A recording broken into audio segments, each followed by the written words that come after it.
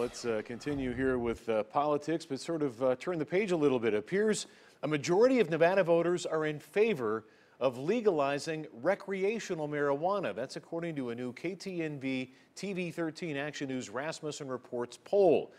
Joining us now to talk a little bit more about this, 13 Action News political consultant and analyst Jon Ralston. And Jon, a lot of people might be surprised by this outcome. Feeling a little uncomfortable being in a split screen with all that marijuana there, Steve. You know, actually, I've thought all along that this was a 50-50 proposition. It could be close.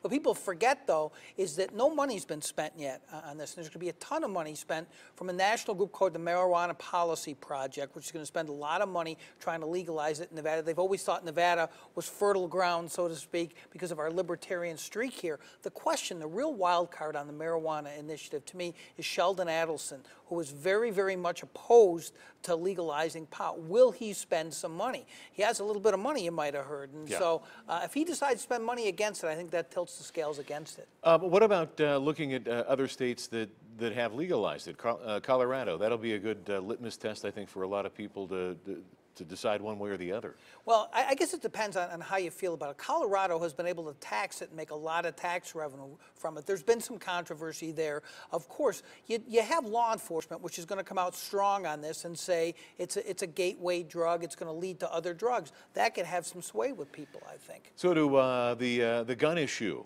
and a majority of Nevadans seem to favor some sort of additional clamps down on the gun laws and for background checks. Yeah, the background check issue has been around in Nevada for a while. It passed the legislature, actually, then got vetoed by Governor Sandoval a couple of sessions ago. They've kind of changed it a little bit, and now that's on the ballot. Our poll showed 2/3 of people are in favor of background checks. A lot of gun owners are in favor of background checks. It depends how far it goes. You talk about money being spent, though, Steve. You have the group that was formed by Michael Bloomberg, the mayor of New York, who is very pro-gun control, and then you have the NRA. They both already bought millions and millions of dollars of ad time, which our bosses here will love, but that's going to have a huge, huge impact on this because of how much money is spent on both sides. Well, we love having you here to follow all this stuff and literally follow the money for us, and we'll see how the polling goes as we move forward. Thanks, Jon. Tricia. All right.